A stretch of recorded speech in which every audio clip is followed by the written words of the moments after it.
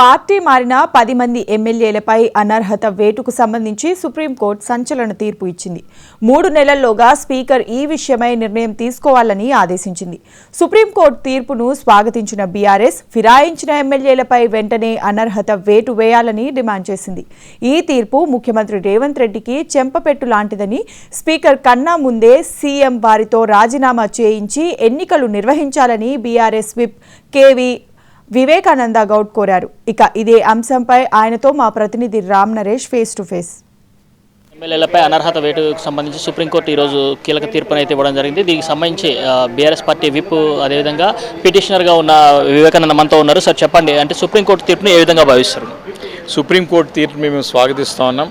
గత కొన్ని నెలలుగా పార్టీ ఫిరాయించిన బీఆర్ఎస్ పార్టీలో గెలిచి కాంగ్రెస్ పార్టీలో పోయినటువంటి ఎమ్మెల్యేలని ఎవరైతే ఉన్నారో వారిపైన చర్య తీసుకోవాలని చెప్పేసి మా పిటిషన్స్ స్పీకర్ గారి దగ్గర పెండింగ్ ఉన్న సందర్భంలో మరి సరైన చర్య తీసుకోవట్లేరని చెప్పి కోర్టుని మేము ఆశ్రయించడంతో కోర్టు ఈరోజు 3 నెలలలో మీరు తక్షణం చర్య తీసుకోవాలని చెప్పి ఇచ్చిన తీర్పు మా ఒక ఘన విజయం. అది మా యొక్క party BRS party legal cell చేసినటువంటి ఒక ప్రయత్నం ఫలించింది. ఈరోజు మంచి తీర్పు లభించింది.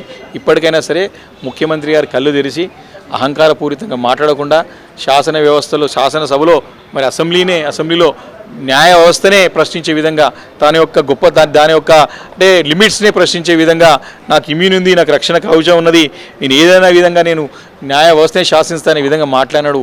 ఉప ఎన్నికలు ఇలా వస్తాయని చెప్పి పడితే ఇలా వస్తాయో అని చెంపపెట్టు లాంటి ఒక తీర్పుతో సమాధానం లభించింది ముఖ్యమంత్రి గారికి అని చెప్పి సందర్భంగా మనవి చేస్తా ఉన్నాను. అంటే స్పీకర్ 3 నెలల టైం అంటే సుప్రీంకోర్టులో ఈరోజు ఇచ్చిన దాని ప్రకారం 3 నెలల్లో నిర్ణయం తీసుకోవాలని చెప్పేసి అన్నారు. మళ్ళీ కాలయాపన జరిగితే దానికి సంబంధించి మీరు ఏం చేసుకోవాలి? దీనిలో చాలా క్లియర్గా చెప్పింది సుప్రీంకోర్టు జడ్జిమెంట్ లాస్ట్ పారాగ్రాఫ్లో 74th పారాగ్రాఫ్లో క్లియర్గా ఏం చెప్పిందంటే, మీరు ఎవరైతే ఇప్పుడు ఈ పిటిషనర్స్ ఉన్నారో ఎవరైనా కాలయాపన చేసే ప్రయత్నం చేసినా, తప్పుదోవ పట్టించే ప్రయత్నం చేసినా, ఎవరైనా దాన్ని తాత్సారం చేసే ప్రయత్నం చేసినా ఇమీడియట్గా వారిపైన యాక్షన్ తీసుకొని డిస్క్వాలిఫై ప్రకటించమని చెప్పింది. దీనిలో ఎలాంటి సెకండ్ థాట్ లేదు. అందుకే ఇది ల్యాండ్ మార్క్ జడ్జిమెంట్, సంచలన తీర్పులు అందుకే అంటున్నాం.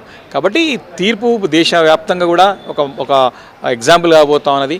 ఎక్కడ ఎవరు ఫిరాయించినా తప్పకుండా ఈ యొక్క తీర్పు మనకి అమలవుతుందని చెప్పి సందర్భంగా మనం చేస్తాం. కాంగ్రెస్ పార్టీకి సంబంధించిన కొంతమంది నేతలు కానీ ఎమ్మెల్యేలు కానీ చెప్తుంది ఏంటంటే, గతంలో కేసీఆర్ హయాంలో అంటే ఈ ఏదైతే ఎమ్మెల్యేలు ఉన్నారో వాళ్ళందరినీ కూడా చేర్చుకోవడం జరిగింది ఇతర పార్టీల నుంచి, అప్పుడు మీకు ఈ వ్యవహారాలన్నీ గుర్తు రాలేదని చెప్పేసి అడుగుతున్నారు. మేము ఒకటే చెప్తాను, మేము పార్టీ మెర్జర్ అయింది. అప్పుడు 10th షెడ్యూల్ ప్రకారం పార్టీ మెర్జర్ అయింది. ఆ రోజు 2/3 మెర్జర్ అయినాయి పార్టీస్.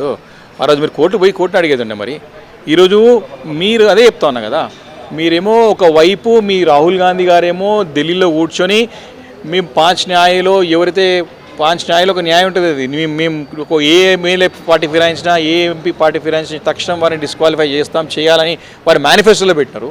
ఢిల్లీలో ఒక నీతి, హైదరాబాద్ గల్లీలో ఒక నీతి. అంటే పార్టీ కాంగ్రెస్ ఒక ద్వంద్వ వైఖరి పదే బయటపడతా ఉన్నది. కాబట్టి మీ పార్టీ, మీ అధ్యక్షుడు, మీ యొక్క పార్టీ ఫ్లోర్ లీడర్ కదా, మీ నేతనే కదా రాహుల్ గాంధీ గారు. వారు చెప్పిన సిద్ధాంతం కూడా ఫాలో అయ్యారు. ఇక్కడ రాహుల్ గాంధీ గారి సిద్ధాంతం వేరు ఉంటుంది, రేవంత్ రెడ్డి గారి సిద్ధాంతం వేరు ఉంటుందా? కాబట్టి తక్షణము మేమేమంటున్నామంటే, శాసన వ్యవస్థ యొక్క గౌరవాన్ని కాపాడండి, దాని యొక్క పవిత్రతను కాపాడండి, దాని విశిష్టతను కాపాడండి. తక్షణం మీరు 10 మంది ఎమ్మెల్యేలు ఫిరాయించిన రాజీనామా చేయించి మీ పనితీరు పైన మీకు నమ్మకం ఉందంటున్నారు కదా, ఎన్నికలకు రండి. ఎందుకు భయపడుతున్నారు మరి దానికి? స్పీకర్ గారి పైన మీరు డిమాండ్ పెట్టకుండా పొలిటికల్గా నువ్వు ముఖ్యమంత్రి రేవంత్ రెడ్డి రోల్ మోడల్ అంటారు కదా. రోల్ మోడల్ కాదు, రోడ్ మోడల్. ఇది స్ట్రీట్ మోడల్ అంటారు. ఏదేమంటారంటే మన ఫుట్పాత్ మోడల్ అంటారు దీన్ని.